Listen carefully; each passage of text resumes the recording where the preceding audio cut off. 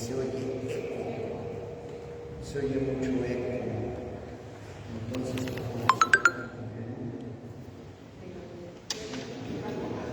sí, baja el volumen y si puedes, por favor, Linda, te molesto con mis lentes, si eres tan amable. Bien, buenas noches nuevamente. Estamos en la 50. Quiero saber si se está escuchando bien o lo estamos transmitiendo.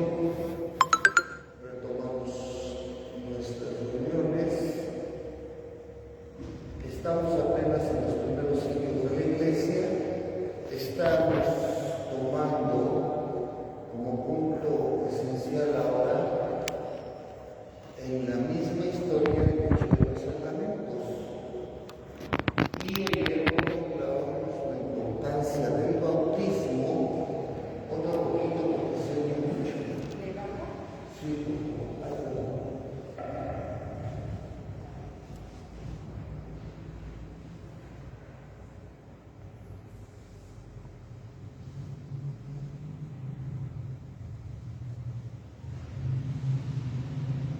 los sacramentos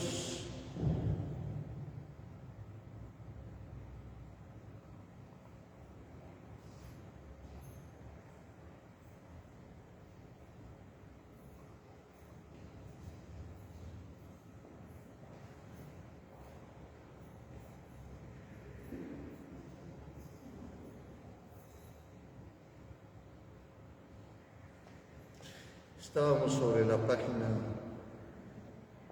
40 y tantos, ya, aquí está. 48. No, ya estábamos sobre las 50, Sí, ya sobre las 50 me parece.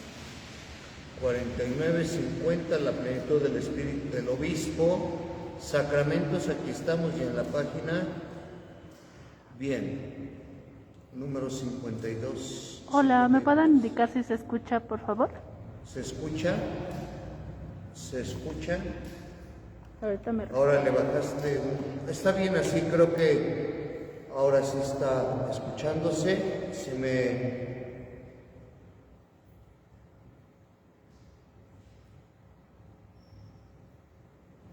Si me confirman que se está escuchando, por favor.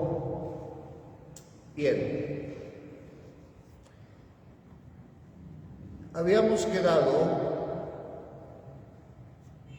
en que cuando la fiesta de la Pascua judía, 50 días después también la fiesta de Pentecostés, para los cristianos, que fue la llegada del Espíritu Santo, como consta ya en el libro de los Hechos de los Apóstoles, el sentido de fiesta, el sentido de alegría, el sentido de haber sido salvados, entonces se preparaban después de un largo proceso, llevaba casi 2 años y en una intensidad durante 40 días, los bautizos para los adultos.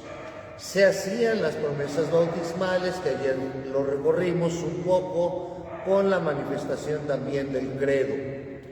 Y creo que le ha dado al vecino del perro salir estas horas, porque creo que algunos ya me dicen que se escucha más el ladrido del perro que el hablar del padre, pero bueno. ¿Le emparejo? Sí, si gustas, por favor, porque si ahorita digo el perro ladra, pues me van a decir sí, y el gato maulla y el pollo pía. Entonces, por favor, para hacer un poquito menos ruidoso el molestado del perro.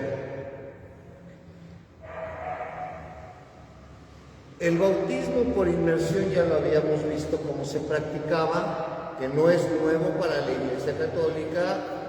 Ahora, algunas parroquias, concretamente aquí en México, cuando se hacen los bautizos, incluso de niños, también el padre se pone en inmersión.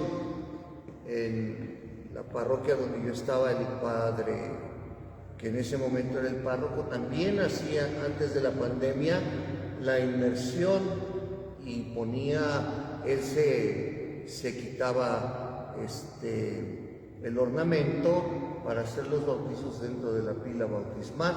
No ha cambiado para nosotros en nada. Venían esas renuncias al demonio, al pecado, etc.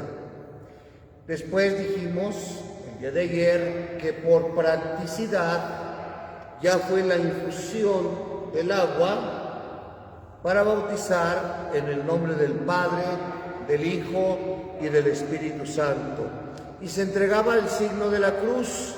¿Por qué el signo de la cruz es importante y se sigue dando? Hoy, al inicio del sacramento del bautismo, el primer signo después de la recepción a la familia que va a bautizar, papás, padrinos, etcétera, se signa y se pide a los papás y a los padrinos que hagan lo mismo después de que el ministro ha signado en la frente al niño, porque el signo de la cruz,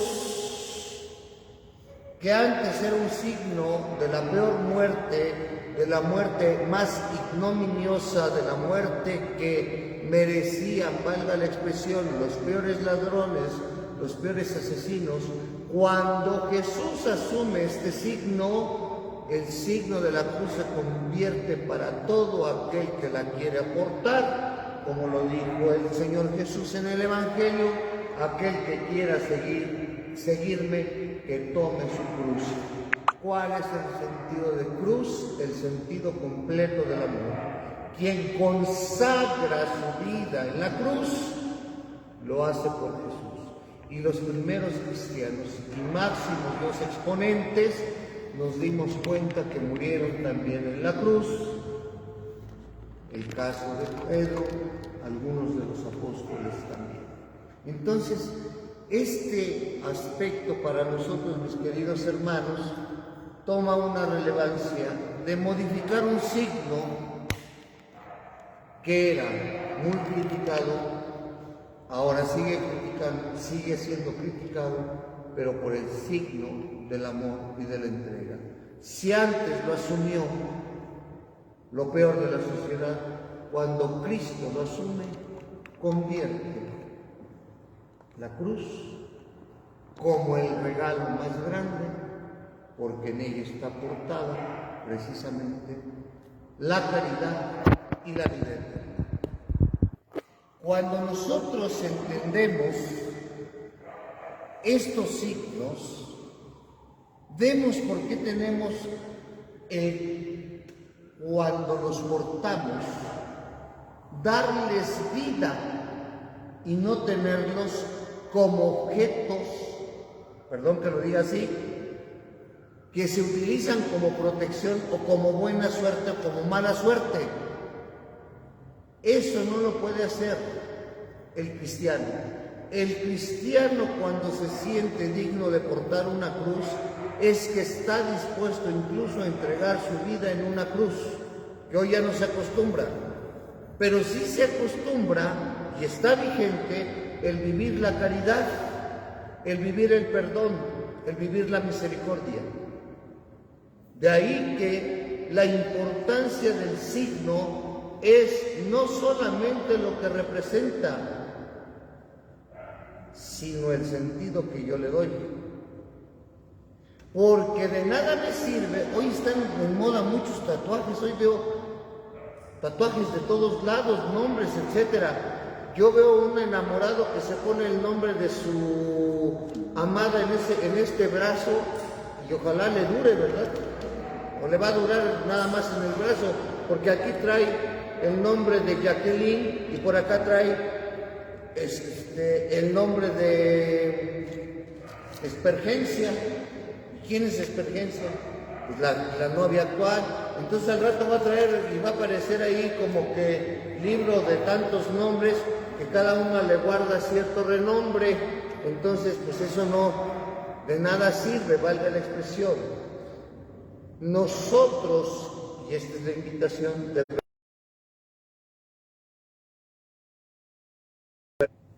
por eso los señores siempre se lo quitan y lo empeñan y creo que venden a veces hasta la boleta. Y con cualquier pretexto se les pierde, aunque siempre traen el dedo de aquí, todo blanco, porque como ahí no pega el sol, pues ahí se marca. Y entonces le dice la pretendienta, oye, ¿eres casado? Dice, no, así me quedó el dedo, creo que fue todavía algo que cargo aquí en la piel, mira cómo me dejó aquella, está marcado en el dedo que no me lo puedo quitar para conseguir ciertas cosas, cosas que a nosotros no nos van ni nos vienen, solamente son comentarios. Bien, continuamos entonces diciendo, ¿qué venía después? Por eso el pecado era inaceptable. Como vamos a ver enseguida al hablar de la penitencia, a los que caían en pecados públicos se les sometía a una penitencia fuerte. De ahí que venía a retrasar muchos el bautismo, porque no estaban decididos a llevar adelante la vida cristiana en la pureza y se retrasaban en el bautismo y algunos hasta la hora de la muerte. No era fácil ser cristiano. Les reitero a ustedes que quien aprobaba la posibilidad de ser cristianos era la comunidad. Eran esos escrutinios que se hacían para saber si se sabía de la buena fama de la persona que quería ser cristiana. Hoy piensan que el ser cristiano es una costumbre o porque tienen miedo. Y las abuelitas, de veras que ay, cómo son las abuelitas, no quiero decir la palabra metiches, porque se oiría mal en boca de un sacerdote, pero lo voy a tener que decir. A las abuelitas no les digo más que abuelitas, no metiches, pero ay hija, si tú no bautizas a ese niño y se muere, vas a estar en pecado mortal. Si tú no bautizas a ese niño y se va al limbo, quién sabe dónde eligieron el limbo, porque eso no existe en la Sagrada Escritura, pero ya mandaron al limbo. Es que si tú no bautizas a ese niño, por eso brinca en las noches, porque está espantadito. O sea, como si el agua fuera aquel signo que en lugar de hacerlo hijo de Dios, miembro de una comunidad llamada iglesia, miembro para alcanzar la vida eterna, parecería como que es un amuleto de que ahora que lo tiene, ya. Pero espérenme, eso no es lo peor. Las mamás siguen el ejemplo de sus santas madres porque les dicen, está bien. Y el esposo contesta, como buen cristiano católico apostólico, cuando le dice la mujer, dice mi mamá o dice tu mamá que hay que bautizar al niño.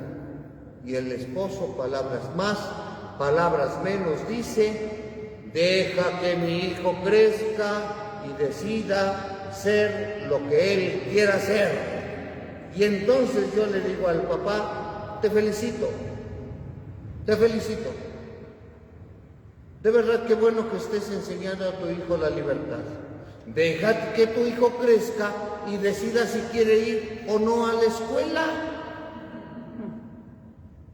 Deja que tu hijo crezca y decida si quiere ir a practicar un deporte, porque tú ya lo tienes atrás de un balón cuando no tiene cualidades, o lo tienes dañándose la cara y las piernas con un club de karate o de defensa personal para que se sepa defender. Es mejor que se sepa defender de ti, porque le estás imponiendo una serie de actividades y entonces se enoja el Señor con el Padre.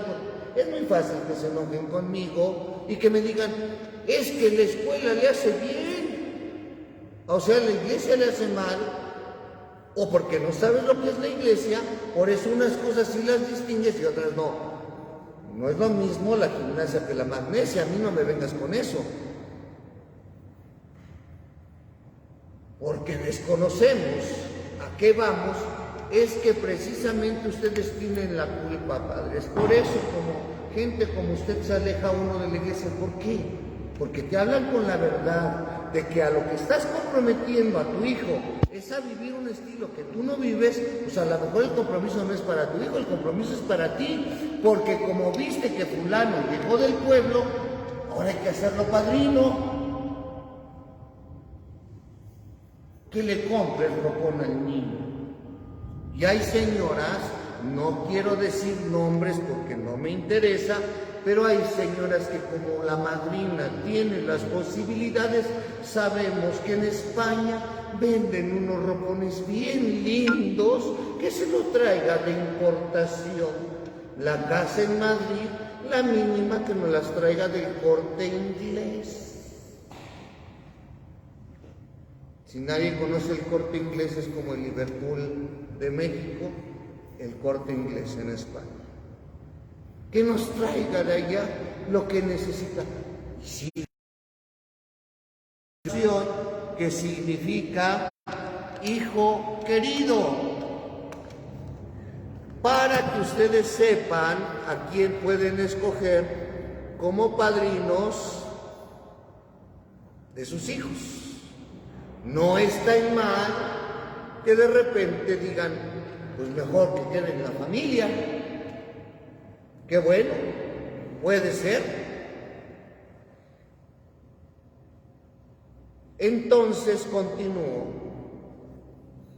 Parece por demás hablar ahora de la Eucaristía, sin embargo lo vamos a hacer. La descripción incomparable, del mártir San Justino, sobre él hablamos ya en el número 11, en favor de los apologistas, es decir, los defensores de la fe. La Eucaristía, perdón que corrija aquí el verbo, no era el centro de la vida cristiana. Es hoy en Sacrosanctum Concilium número 10, centro, fuente, culmen de la vida cristiana. No hay mayor sacramento que sea la fuente, el centro y la cumbre de toda la vida de los que creemos en Cristo, sino la Eucaristía. Es que yo voy a danzar a Chalmita. Felicidades, puedes bailar toda la noche. Si no entraste a misa y no comulgaste, I'm sorry. Es que nosotros vamos cada año a los santos lugares. Qué bueno. Si no entraste a misa y no comulgaste, ay, es que es re bonito, padre. Nos explicaron bien bonitos las cosas. ¿Comulgaste? ¿Mandé? ¿Comulgaste? ¿Te confesaste? Ay, es que hablaban de tantos idiomas. ¿Te confesaste? ¿Comulgaste? Porque hasta en esos centros santos hay confesiones en español. Para que no digan, creo que el padre no me entendió. No te hagas toro loco. Comulgaste porque la comunión es en todas partes. Y luego comenta, presidida siempre por el obispo en ese tiempo. Sabemos que los diáconos y sus ayudantes, los acólitos, la llevaban a los impedidos de asistir al culto, por enfermedad, por ancianidad, pero nunca les faltaba el pan de la vida. La comunión hoy, gracias a nuestros hermanos, perdón a esas personitas que son tan estrictas y que les da no sé qué pánico que las hermanas o los hermanos ministros de la Eucaristía vayan a dar la comunión. Lo siento en el alma, mis queridos hermanos. Si no existieran estos ministros enviados por el propio obispo elegidos por el presbítero, de proba educación, de proba fe. Proba quiere decir probada. Muchos de nuestros hermanos quedarían sin esa comunión. Demos gracias a Dios que hay ministros que se encargan de visitar enfermos, y aquellos que critican tanto de que haya hombres o mujeres que van y entregan esa comunión a los enfermos y a los ancianos, mejor deberían irlos a visitar, a ver si no se han muerto, a ver qué hacen.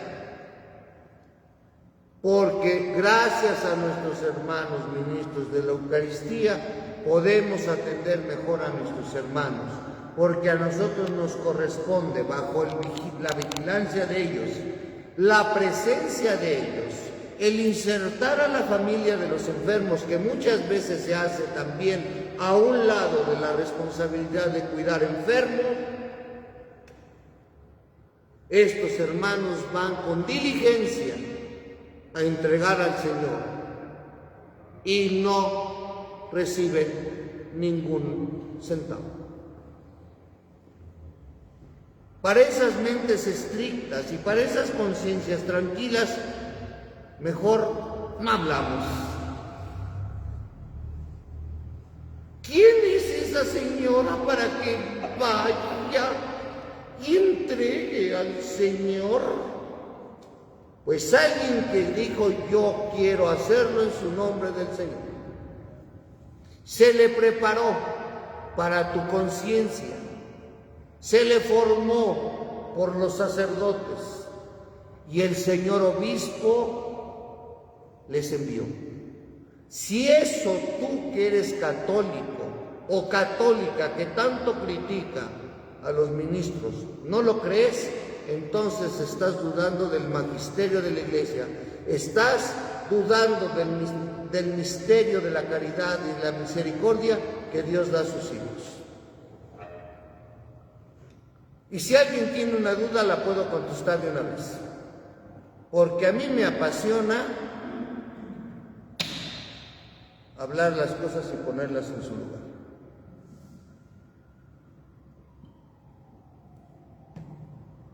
No denigremos ese ministerio.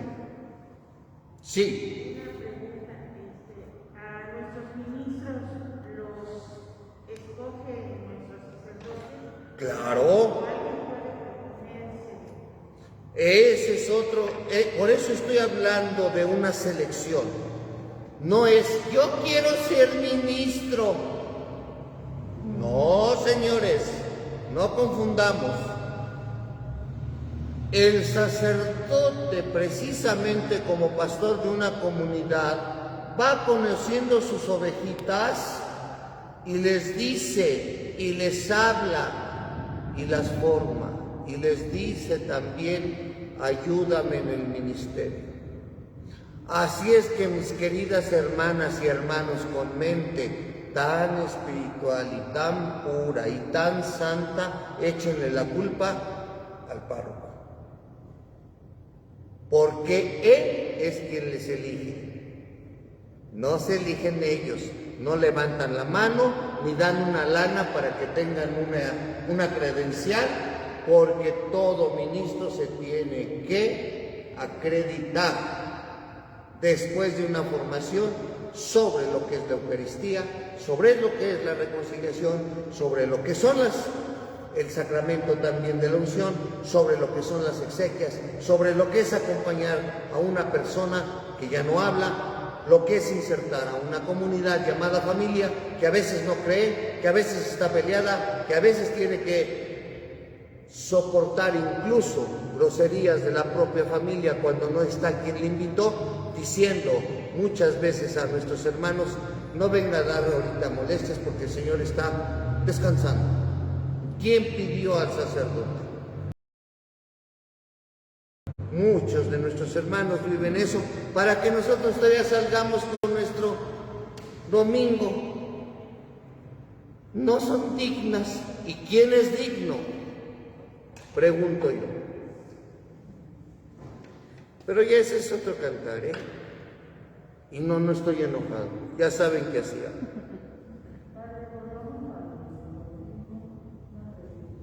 ¿Cómo?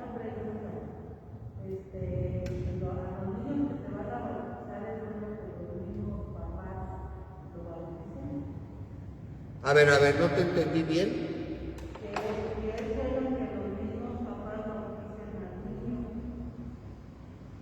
No. Un papá no puede bautizar a su hijo. Consigue quien lo haga. Es tan fácil y tan noble el sacramento del bautismo que si tú eres ateo, pero yo soy el papá, te digo a ti, bautiza a mi hijo en el nombre del Padre, del Hijo y del Espíritu Santo, y ese sacramento es válido.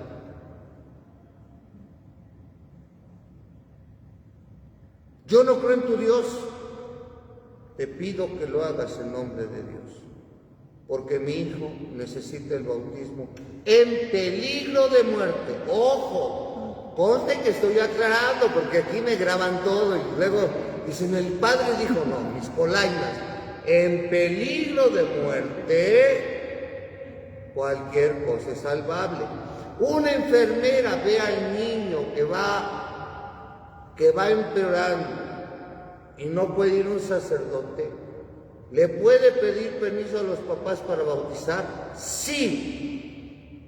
Incluso, mis queridos hermanos, donde hay la pastoral de hospitales, hay también unas formas, porque el nombre del niño queda ahí en esa acta, y si el niño salva la vida, llega con esa acta a su parroquia el papá, después con los niños, y se concluye el rito con la unción. No lo vuelven a bautizar, se concluye con la unción de los aceites.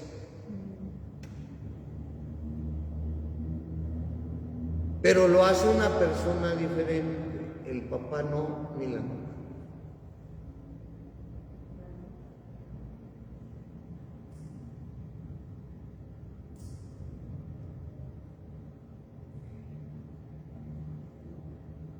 ¿Sí? Bueno, es que no sé si salga alguna pregunta por ahí, no, de los que nos están viendo. Bien. Sabemos que los diáconos llevaban este alimento. Emociona el saber cómo la llevaban a los encarcelados condenados a muerte. Estoy hablando ya de la Eucaristía.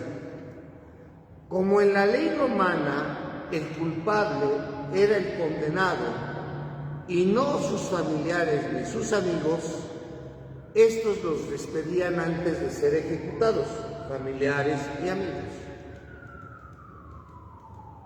Los cristianos lo hacían de una manera especial con los mártires antes de ser echados a las fieras del circo o llevados al lugar del suplicio.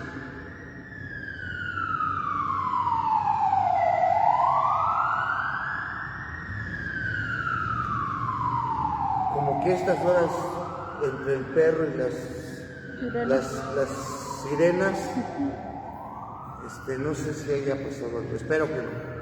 Por lo demás, no les era tampoco difícil sobornar a los guardias. Así es que tenían una cena fraterna que acababa con la Eucaristía. Por ejemplo, es bellísima la despedida que en el año 202 hicieron con los mártires de Cartago. Felicitas, Perpetua, Saturo y sus compañeros, como vimos en la lección 10. San Cipriano, obispo mártir de Cartago, tiene el párrafo precioso sobre la Eucaristía que fue llevada a los condenados a muerte. Fíjense dónde llevaban la Eucaristía. Primero cenaban para despedirlos, pero les daban el doble banquete, el banquete de fiesta, porque era su última noche, pero les llevaban el banquete de la vida celestial, la Eucaristía. el cuerpo de Cristo. Para esto se hace la Eucaristía. Fíjense lo que el propio mártir dice antes de morir. Para que sea protección de los que la reciben, a los que queremos ver seguros contra el enemigo, armándoles con la defensa de la saciedad del Señor. Porque como les enseñamos e incitamos a derramar su sangre en la confesión de Cristo, si a ellos que van a luchar les negamos la sangre de Cristo, ¿o cómo los haremos idóneos para el cáliz del martirio si no les damos el cáliz del Señor? ¡Qué hermoso! No era cualquier alimento, no era ya comulgué. Ha sido y será alimento de protección. Por eso se acuerdan ustedes que en la Sagrada Liturgia, cuando el ministro eleva el cuerpo de Cristo y dice: este es el Cordero de Dios que quita el pecado del mundo, dichosos los invitados a la cena del Señor, el pueblo responde: Señor, no soy digno de que entres en mi casa, pero una palabra tuya bastará para sanarme. La sanación es completa, es cuerpo y alma. Es tu historia. Sáname, límpiame, purifícame, fortaléceme. Si he estado enfermo del alma, tú vas a restituir todo aquello, Señor, que me has dado desde la creación. Y esto es el signo del cuerpo. Así fuera un pequeño trozo, no es la cantidad de lo que se reparte, sino lo que es la insignia. Por eso la Eucaristía se debe de manejar con mucho cuidado. Por eso les doy el lugar a los ministros cuando saben cuál es su ministerio, porque se saben ellos indignos. No necesitan decírselo a los demás, pero yo soy también indigno, porque a lo mejor yo que puedo consagrar el pan y el vino, estas manos antes de venir al altar pudieron golpear a alguien, o no tendieron la mano a quien lo necesita, y eso nadie lo sabe. Por eso hay un signo también del sacerdote muy bonito, que a veces se nos olvida a los sacerdotes, que lo debemos de decir claramente. Con todo respeto, hay colegas que se lavan así los dedos. Y la palabra es: lávame, Señor, de todas mis culpas y purifícame de todos mis pecados. Ay, yo no sé si se corrieron el rímel o las pestañas o qué. Lávate las manos.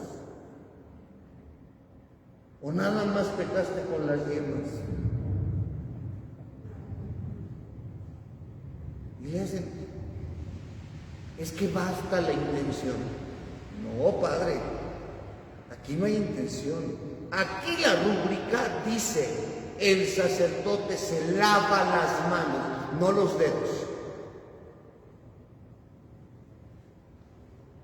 Y pronuncia esta oración: lávame, Señor, de todas mis culpas y purifícame, Señor, de todos mis pecados. Porque además lo que voy a convertir, tienen que ir mis manos limpias para esa epíclesis, para esa unción que hace el Espíritu de bajar y depositarse y consagrar ese pan y ese vino.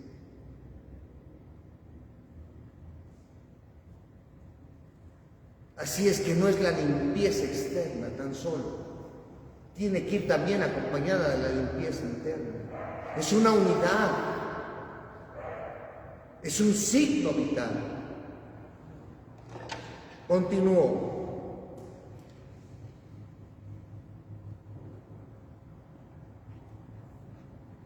La práctica de la penitencia. Entramos a otro de los sacramentos. ¿Cómo se hacía antes? Nos parece hoy casi imposible. No era la confesión como la hacemos ahora. Ojo, aquí ha habido cambios. Los pecados exigían penitencia pública.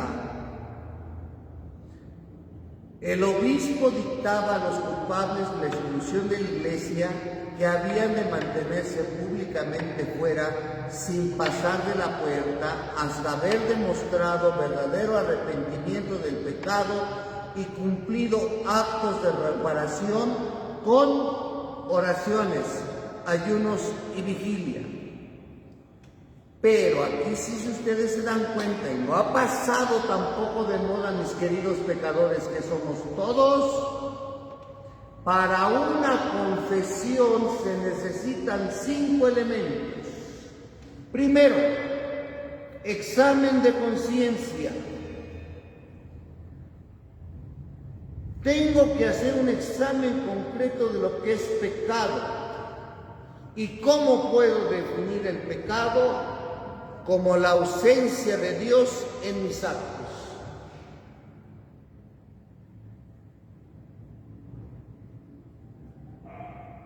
No hagas cosas buenas que parezcan malas. No hagas cosas malas que parezcan buenas. No es lo que entra en el cuerpo lo que lo daña, sino lo que sale de su corazón. El mandamiento más grande de la ley es amar a Dios sobre todas las cosas, y el segundo es semejante al primero: ama a tu prójimo como a ti mismo. No hagas a los demás lo que no quieras que hagan contigo. ¿Por qué ves la paja en el ojo ajeno cuando tú tienes una viga? ¿Quieren más ejemplos o así lo dejamos? Antes de que vayas a entregar tu ofrenda, pregúntate si tu hermano tiene algo contra ti. Ve, reconcíliate con tu hermano y presenta tu ofrenda. ¿Hasta cuántas veces debo de perdonar a mi hermano? Hasta 70 veces. Hasta 70 veces. Es decir, siempre. Pasó un sacerdote, pasó un levita y vieron a un samaritano.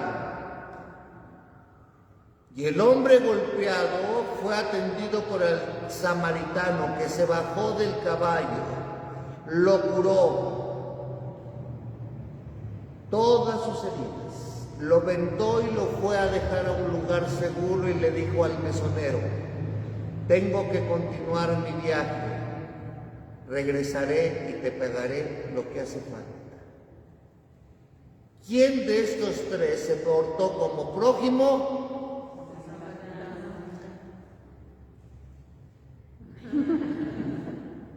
Ese es el examen de conciencia. Pero viene algo que se nos ha olvidado: dolor de los pecados. Y aquí estaba, desde el principio. ¿Qué es el dolor de los pecados? Pues ya no querer volver a hacer lo mismo porque me va como en la feria. Voy a poner el tercer punto, voy a cerrar lo que está puesto aquí para que nos sigamos viendo. El dolor de los pecados consiste en algo muy práctico, mis queridos hermanos. Si yo me diese cuenta, porque a veces la aborígene de la vida, los movimientos, la rapidez, no me da permiso muchas veces de meditar, de entrar en mí mismo. Pero si yo me diera cuenta de que cuando yo peco, el primero que se daña soy yo mismo, no lo haría tan frecuentemente. Díganme cualquier pecado. el que quieran. El mentir. Yo puedo construir, hubo un movimiento en los griegos que se llamó sofisma y sofistas. ¿Qué eran los sofistas? Los sofistas hablaban con mentiras y de todas las mentiras lograban hacerlo verdad hasta que se volvía costumbre. Y como dice la gente, como la costumbre se hace ley, pues pasaba desapercibida. Pero ¿qué fue lo que perdí? La honestidad y la credibilidad, cuando la verdad, y lo dice el eclesiástico, nada hay nuevo bajo el sol, todo sale a la verdad y a la luz, tarde que temprano. No puedo ocultar el sol con un dedo, la verdad siempre triunfará. ¿A quién o de quién me burlé? Me pude burlar de toda la gente con tanta mentira, pero de mi conciencia y de mí no me voy a burlar. Si la gente ya no se acerca conmigo y ya no confía en mí, no pregunte por qué. No pregunto por qué no tengo amigos, no pregunto por qué la gente me rechaza, no pregunto entonces por qué la gente se ha alejado. Yo, con mi mentira, ya la alejé. Y como dice el dicho, la mitad de lo que te dijo, no se lo creas. La otra mitad, dúdalo. Claro, el dolor de los pecados, si yo supiera todas las consecuencias que consigo trae una actitud mía que repercute no solamente en lo personal, repercute en lo familiar, repercute en la sociedad, repercute en la fe, repercute en lo laboral. ¿A poco? ¿Quieres que te diga algo? Nosotros padecemos un mal congénito y ya como que no sentimos nada y nos enorgullecemos. Somos el país que dice esta frase: el que no tranza, no avanza. Y nos volvemos corruptos cuando damos como cuando recibimos, sin merecerlo. Ay, pues así es. Aquí se arregla todo con dinero. No hay cosa que no se arregle con dinero. Y cuando tú le señalas con el dedo y le dices, yo no me vendo, se ofenden. ¿Quién aguanta un cañonazo de 10,000 bolas, padre? Pues no sé. Pero si yo por esto voy a perder credibilidad con mi gente, prefiero mejor dejarte tu dinero, tu quehacer. Habrá quien lo haga, otros lo hacen, voy a buscar a quien lo hace, pero conmigo no. ¿Quieren que se los diga en casos más concretos? Y no se ofenden. Hay mujeres que aguantan la infidelidad del marido porque el marido le sigue comprando ropas, bolsas, vestidos y las lleva a comer. Y eso es pecado. Ah, claro, porque se vuelven cómplices del marido aceptándoles una relación de infidelidad mientras ellas tienen seguro el techo. Mientras a nosotros no nos falte nada, de aquí para allá que haga lo que quiera el desgraciado, porque todos los hombres son iguales. Que cuánto te duele entonces. Yo no sé quién actúa más como amante, si la esposa o la verdadera amante. Y eso es pecado. Pero yo creo que muchos no sé. Yo estoy hablando de lo que es, y yo no dije a usted, no, por favor, ustedes que viven tanto la fidelidad y tanto el amor y la entrega, que veo matrimonios bien felices, bien. El dolor de los pecados implica entonces ahora el propósito de enmienda. Ya comprobé Ya me di cuenta cuáles son los resultados, prefiero no hacerlo. Entonces ahora sí, llego con el confesor.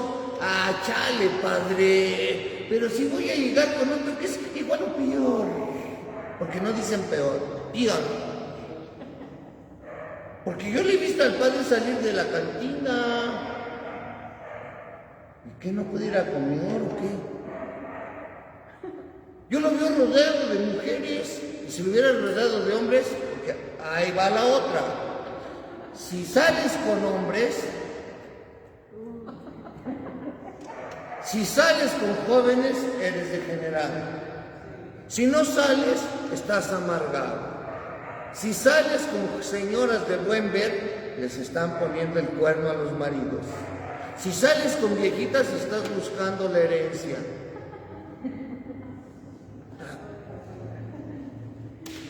¿Qué hacemos?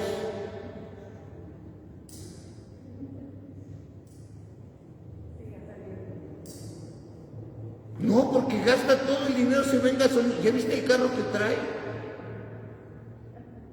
¿Ya viste cómo se viste? Así se viste para decirnos que nosotros sí somos pobres. Creo que las corbatas son italianas. El traje mínimo le costó como 4,000 pesos. ¿De dónde? No, pues que estamos en pandemia. Si eso es en la ropa, exterior, que traerá en el interior, pues comprueben, laven la ropa del cura y ya sabrán qué marca. Pero nunca le preguntan si comió, nunca le preguntan si está bien de salud, nunca le preguntan. Eso no, eso pasa desapercibido. El propósito de enmienda significa entonces cambiar mi modo de pensar a través de mi modo de actuar. Si yo potencialmente tengo capacidades, ¿por qué no las pongo al servicio de los demás?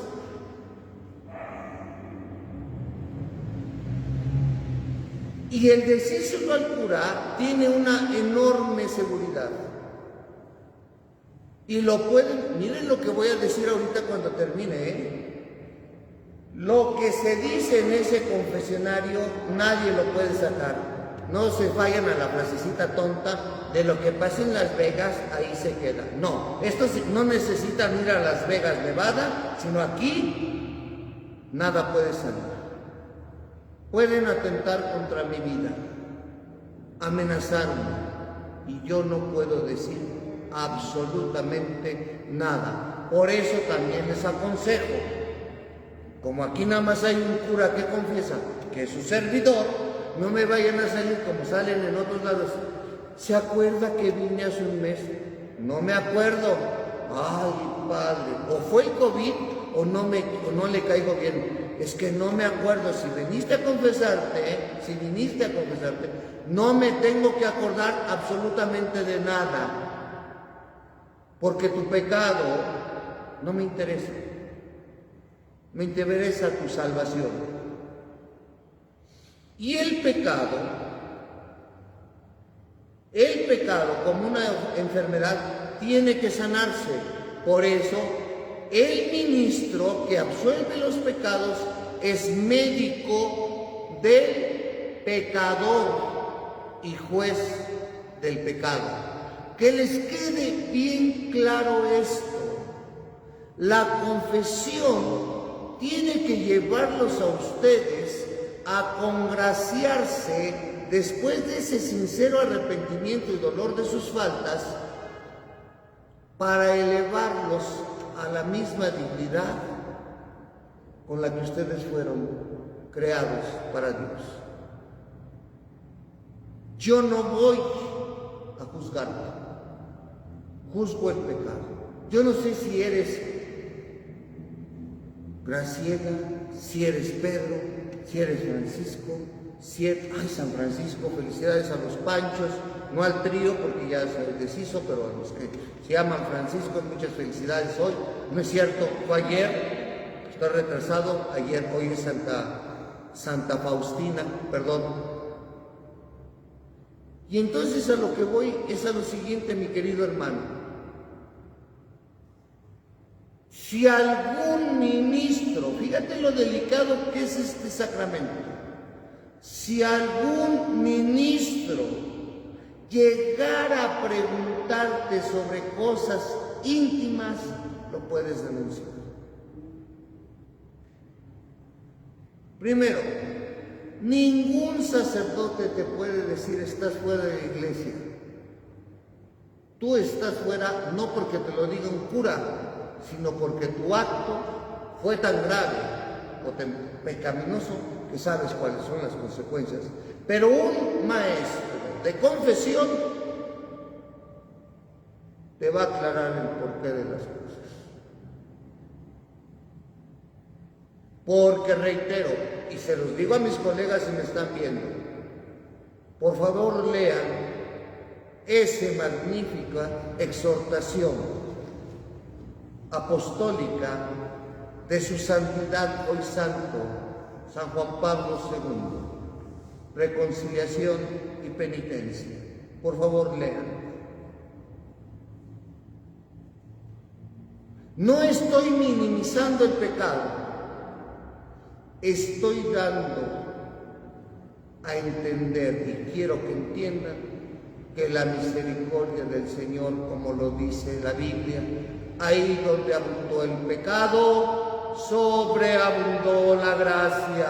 Por eso es necesario que también cuando se te pida que cumplas la penitencia, la hagas con cariño y con amor para estar bien contigo mismo, con tu prójimo, con la naturaleza y con Dios. Y te puedo decir con todo respeto que si la penitencia que te ponen por la gravedad del pecado, tú en conciencia no la puedes cumplir, puedes hablar con el sacerdote y decirle: Padre, lo que usted me pide creo que mi condición no lo puede hacer. ¿Podría usted manifestar otra penitencia? Que yo la haré con gusto. Por eso se llama penitencia. La penitencia no dice sinónimo de castigo o de realizar cosas imposibles.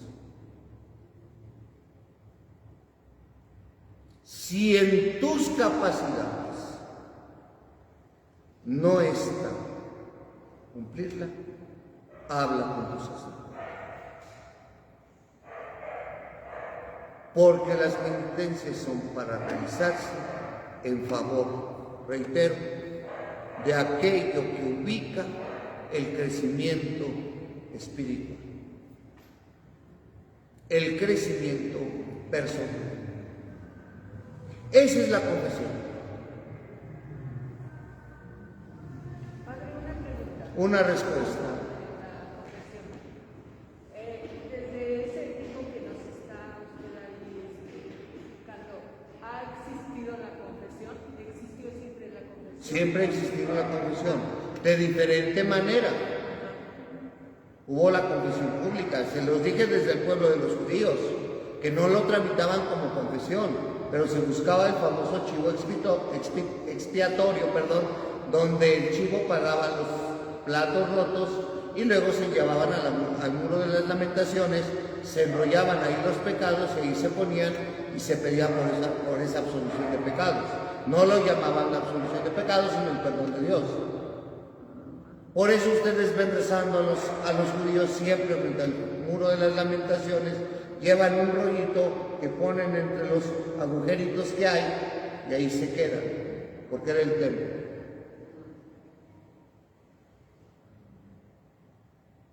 Pero siempre ha existido un rito para el perdón de los pecados. Vístanse de sayal, hagan penitencia, suban la calidad de la oración. ¿Alguna duda o aclaración, mis queridos hermanos?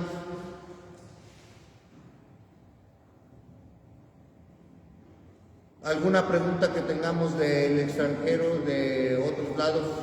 No, ¿No? no. Bueno, pues invitados que nos están siguiendo a través de los medios para el próximo jueves, el Rosario Solemne, misa solemne en favor de Nuestra Señora del Rosario, y nada más vamos a tener esas dos esas dos actividades.